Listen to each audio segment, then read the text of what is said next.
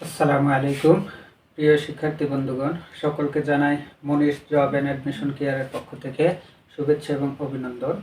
তো আজকে আমরা বিভিন্ন বিশ্ববিদ্যালয়ের প্রতিষ্ঠার সাল সম্পর্কিত প্রশ্ন দেখব, যেখান থেকে বিসিএস, প্রাইমারি, নিবন্ধন সহ বিভিন্ন নিয়োগ পরীক্ষাতে বারবার এসেছে। তো চলুন দেখা যাক। ঢাকা বিশ্ববিদ্যালয় প্রতিষ্ঠিত হয় 1921 সালে। রাজশাহী বিশ্ববিদ্যালয় প্রতিষ্ঠিত হয় 1953 সালে। বুয়েট বিশ্ববিদ্যালয় প্রতিষ্ঠিত হয় 1962 সালে। চট্টগ্রাম বিশ্ববিদ্যালয় প্রতিষ্ঠিত হয় 1966 সালে।